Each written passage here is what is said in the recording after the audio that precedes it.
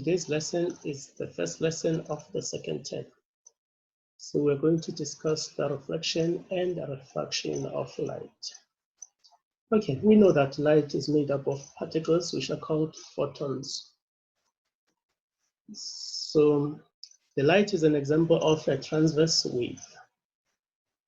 Why? Simply because these particles, they spread out, they spread perpendicular to the propagation of a wave. That's why they are called transverse wave.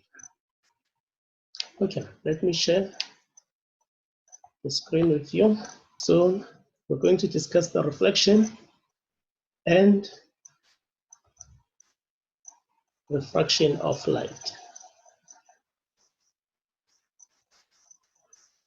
So a reflection and a refraction of light. Light rays are lines which are perpendicular to the light wavefronts. Light rays show the direction in which the light is propagated. Then a pulse is a single disturbance in a medium. When we talk about a medium, we talk about where the light travels. For example, a light can travel in air, glass, and water. So that air, that glass, that water is called medium, where the light can propagate. Okay, so reflection. A wave is a number of consecutive pulses. And as I've mentioned, light is a transverse wave. The particles of light move perpendicular to the direction of propagation. However, light travels in a straight line. So since light is a wave, then we have this formula here which says C equal to lambda times frequency, where C stands for the speed of light in a vacuum, which is 3 times 10 to the power 8 meters per second. Okay. Then lambda stands for the wavelength of a wave. Then F stands for the frequency, like how many wavelengths are covered per second. Then a smooth surface such as a mirror reflects light. And we call this like even surface. We call it an even surface. Okay, what is the reflection of light? We say a reflection of light is the change in direction of a light ray after it hits a surface and bounces off. That is a reflection of light. As you can see, here light comes and the light is reflected. Then we also have here an uneven surface, which is a rough surface. So as you can see, here the light is not reflected, smoothly. So you can see here, we have the light and the light is reflected. So we can say now this angle is an angle of incidence. Then this other angle is the angle of reflection. So this red line here is called a normal line. So what is a normal line? Is an imaginary line at right angles to a surface where a light ray strikes it. Yeah, that is the normal line. So then we have a law of refraction. So the law of refraction states that an angle of incidence is always equal to the angle of reflection. The angle of incidence is equal to the angle of reflection.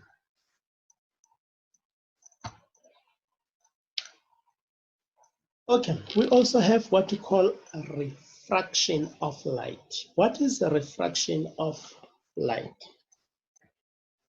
Refraction of light is the change in the direction of light ray as a result of its change in speed when it passes through one transparent medium to another transparent medium. Okay, those medium, for example, are air, water, and glass. So, which means that the speed of the light changes when the light enters one medium or when the light moves from one medium to another. So each medium, of course, has a density of which we call optical density. So what is optical density? It is a measure of how much slower, light travels compared to when it travels to a vacuum. For example, a glass, it has more optical density than air. So which means we expect, the light to travel with a less speed in glass than in air. Also in water, water has more optical density than air, which means in water, the light is going to travel with a less speed. Okay, so now let's consider here this, we have a glass here with water and there is a spoon inside. As you can see, the refraction is responsible for the fact that the handle does not seem to be connected to the rest of the spoon. Why is it the case? Simply because the light rays reflected by the spoon moves from water through air to reach the observer's eyes.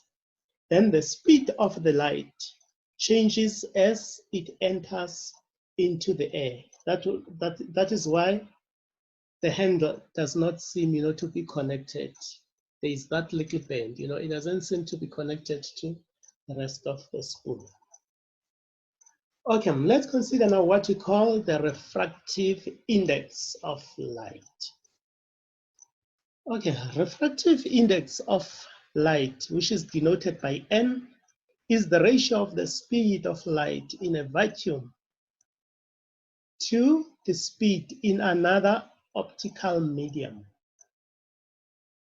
As you can see, the formula here, mathematically, it is written this way. N, which is refractive index, is equal to C, the speed of light, over V, which is the speed of light in a medium. Okay, so you can see here we have different materials with a different refractive index. So the bigger the refractive index, the more the optical density of the medium. So as you can see, all of them, they are bigger than 1, simply because the biggest speed of light is the speed of light in a vacuum. Okay, let's consider here a light that enters a glass. So you should be able here to identify, for example, the angle of incidence and the reflection angle. So this side we have a prism.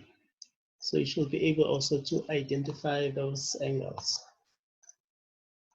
Okay, let's consider an example here about the refraction.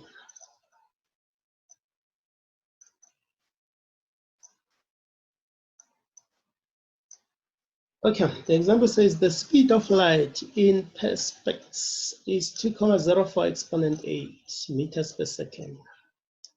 The question is to calculate the refractive index of perspex.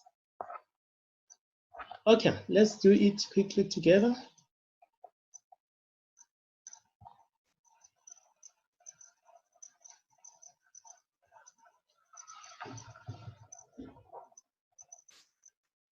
Okay, let's see what we are given.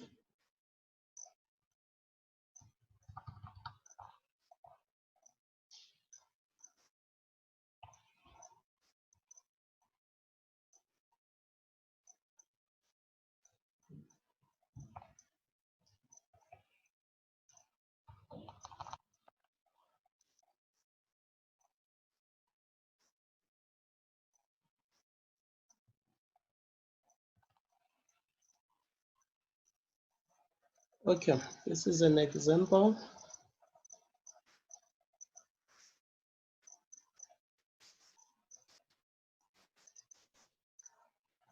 So number one, we're given here the speed, which is 2,04 times 10 to the power 8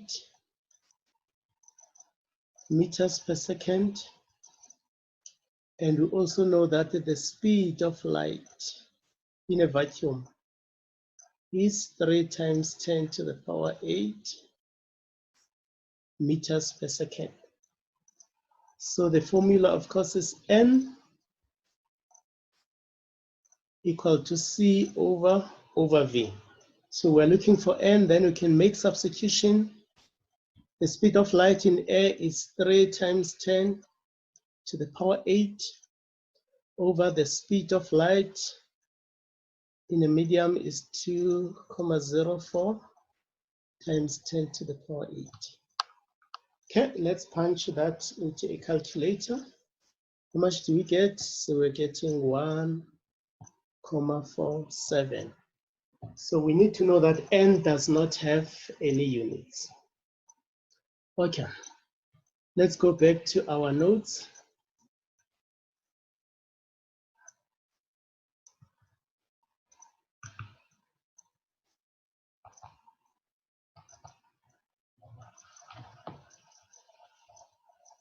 Okay, let's go to our example.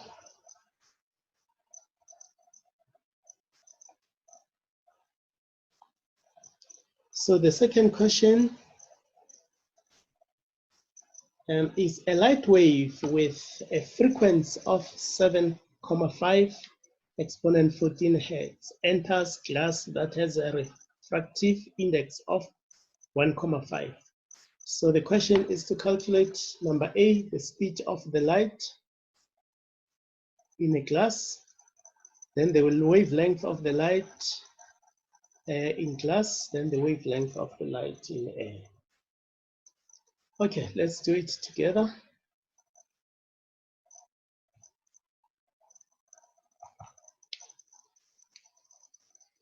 Okay, this is now number 2.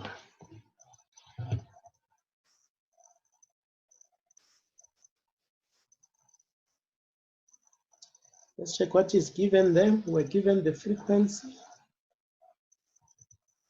which is 7,5 times 10 to the power 14, 14 hertz.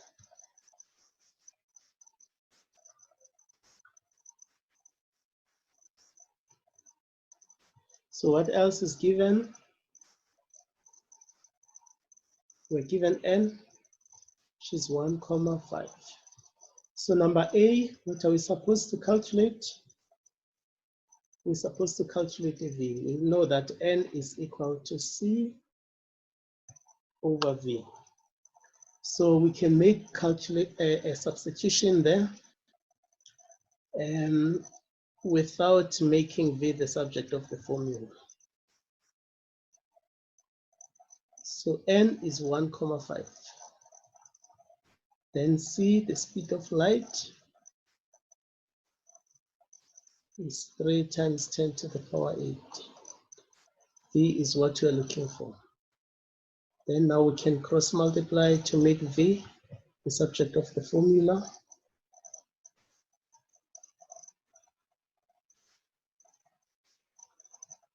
Then the 1,5 comes underneath. Then the correct answer there is 2 times 10 to the power 8. The speed is measured in meters per second.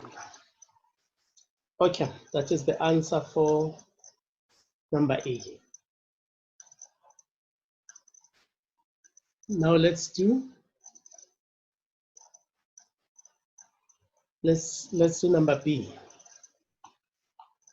So number B, what are we looking for? The wavelength.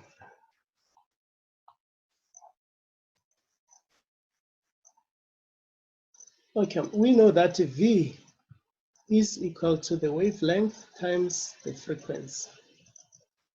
So if we make the wavelength the subject of the formula, we have V over frequency. So the speed In the medium, of course, we got it, which is 2 times 10 to the power 8. All over the frequency, remember the frequency of the light remain the same in vacuum and also in the medium, because the energy of light remain the same. Then we punch this into a calculator. How much? 2 exponent 8 divided by 7,5 exponent 14. The answer is 2,67 times 10 to the power negative 7. If we divide this by nano, how much do we get? We get 267 nanometer. That is the answer. Okay, let's go now to number C. Now we're looking for the wavelength in a vacuum now, not in the medium. So wavelength now is going to be C, the speed of light in a vacuum, over the frequency, which remain the same. Speed of light now is 3 exponent 8. Over the frequency remain the same, which is 7,5 exponents 15. Let's punch that into our calculator. How much are we getting? We're getting 4 exponent negative 7. If we divide that by nano, to convert it into nanometer, we get 400 nanometer. Yeah, that is the wavelength of the light in a vacuum.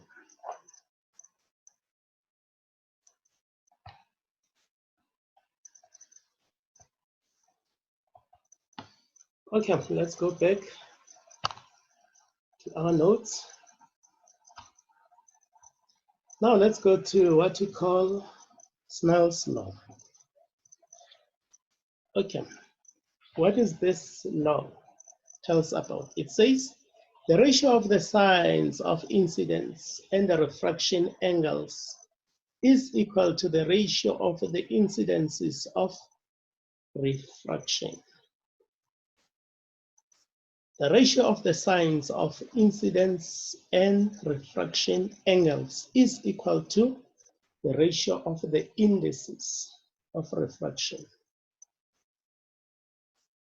Okay. So then we get to this formula here,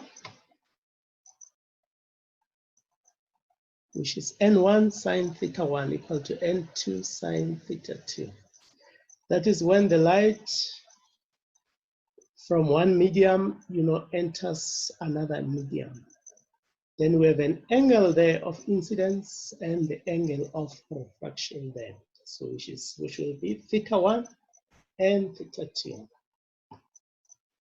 Then if we rearrange this formula, then we get sine theta 1 over sine theta 2 equal to N2 over N1. Then, but we know that N is equal to V is equal to C over V. Yeah, then you can manipulate that formula to get this one, sine theta 1 over sine theta 2 equal to V1 over V2. Okay. Now, when light enters a medium of lower N, like index of refraction, so what happens, there is a critical angle beyond which the light will be totally reflected. So as you can see here, when the angle of incidence equal to the critical angle, the angle of refraction is 90 degrees. So as you can see here, the light is moving from water, which has more optical density than air, moving from water to air. So air has a less N than water. So let's check on this other side. It's when the angle of incidence is greater than the critical angle. Then we have here that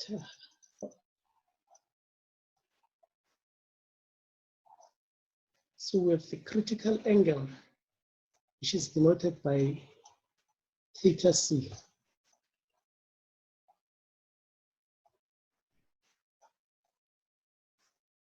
So, which is measured by sine theta c equal to nt over n1.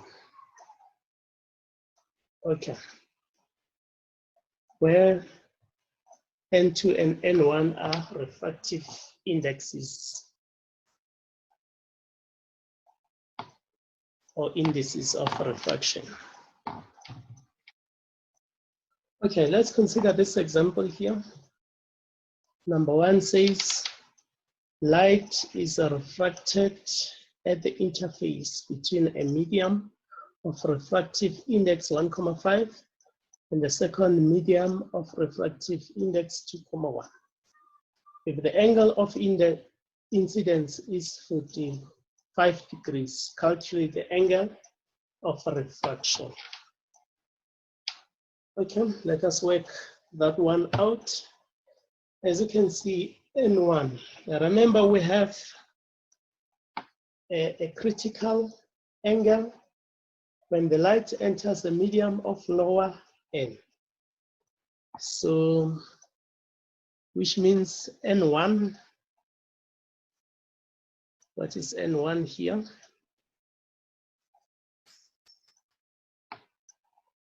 Oh, okay, number 1. Oh, all right, let me read that again. Light is refracted at the interface between a medium of refractive index 1,5 and the second medium of refractive index 2,1. If the angle of incidence is 45 degrees, calculate the angle of refraction. Oh, okay. So for number 1, of course, we are not using the sine critical angle, but instead we're using the Snell's theorem.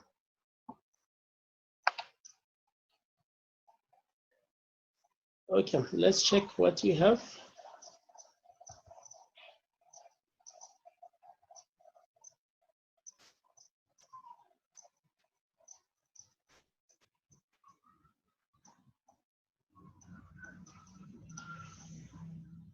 So number 1, we're given N1, which is 1,5. We're also given N2, which is 2,1. We're also given theta 1, which is 45 degrees. What are we looking for? We're looking for theta 2. The formula says N1 sine theta 1 is equal to N2 sine theta 2. And let's substitute the known values. N1 is 1,5. Sine theta 1, which is 45 degrees, equal to N2, which is 2,1. Sine theta 2, which is what we are looking for. Making sine theta 2 the subject of the formula. So we're going to have the fraction of 1,5 sine 45 degrees to 2,1. Then we can take arc sine, or the inverse of sine both sides. This is what you're going to have.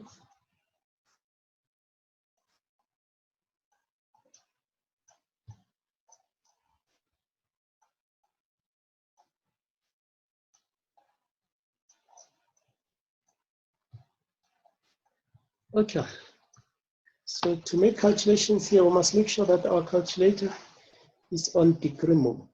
Okay, let's punch this quickly. How much are we getting? Okay, the answer is 30,4 45 degrees. Okay, that is the answer.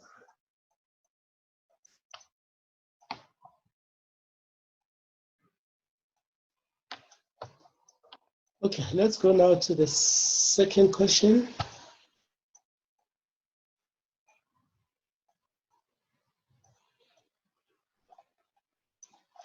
All right, as you can see, the second question is the indices of air and water are 1 and 1,33 respectively. Calculate the critical angle. Okay, as you can see, what we have here, with N1, which is equal to 1,33. We also have N2, which is equal to 1.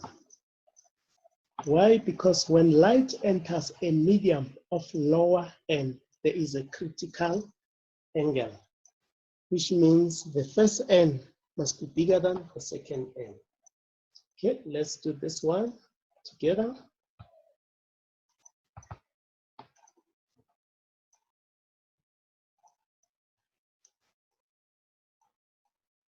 Okay, this is number 2. Let's see. What do we have? We have N1, which is 1,33. We have N2, which is equal to 1. What are we looking for? We're looking for the critical angle. So what is the formula? It is the sine of the critical angle, which is equal to N2 over N1. Which means the critical angle is equal to sine or arcsine, the sine inverse into N2 over N1. Then you can put now values. N2 is 1. N1 is 1,33. Then what is the answer? The answer is 48,75 degrees. We must make sure that our calculator is on degree mode. Okay, so we've managed to answer now. Second question.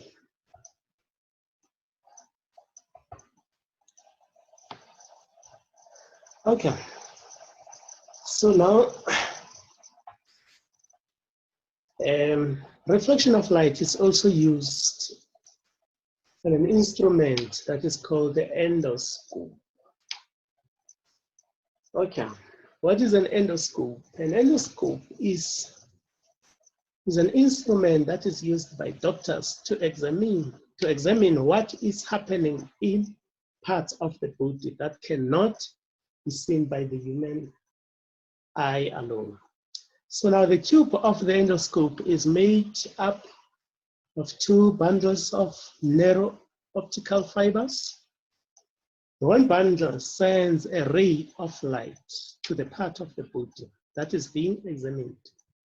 The other bundle carries light that forms the image from the body part back to the eyepiece.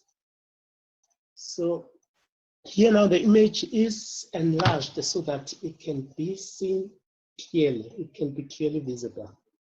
The bundle of fiber is held together in a flexible probe that can be inserted into the body, for example, the person's mouth, to the point where the doctor, or to the part where the doctor wants to examine. So now, instead of making, for example, let's say the patients need an operation, then they will be able to cut that just a small part, and also the patient will be able to heal quicker than when they make, a huge cut of operation. Okay, this is how it looks like. You can see the doctor there carrying it. It looks like they inject it inside the patient, through the mouth. So there is light, so there is a lot of reflection there until to the part where the doctor wants to examine. Okay, optical fibers are also used instead of wires in modern telecommunication, you know, to prevent like a loss of data, and also for quick communication, you know, in huge distances apart. So optical fibers, you know, they are very good. These fibers are thinner than human hair and can be bent without disrupting the message. There is very little dispersion and loss of light in the process. As a result, they need very low amounts of light energy for sending, you know, messages, which means the amount of energy there, you know, is less, which means optical fibers, you know, they are very good. Optical fibers, they also allow, you know, much greater amount of electronic information to flow through them than copper.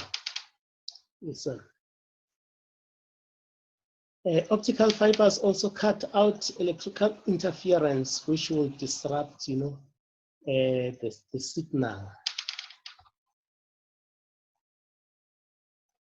Let's consider now some reflection of light, you know, through the rain droplets.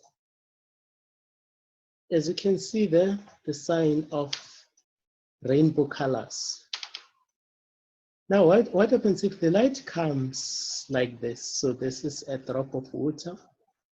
So it hits and it gets a reflection and a refraction. So now red, for example, has more wavelength. So it has less frequency, so it is reflected in more. For example, let's say the light is coming this way, here we have drops. So if you are the observer here, so of course on top you will see red because it is reflected, you know, more with a more wavelength. Then underneath you have a violet because it is reflected less. All right, we also have what we call periscope. How does it work? For example, the light travels towards a medium with lower refractive index and optical density. Then the angle of incidence must be greater than the critical angle, you know, for periscope to work. So as you can see here, let's say, for example, we have an object there, we want to see the image. So this is how it works. Okay, as you can see there, you observe the eye and you see there is an image of the object.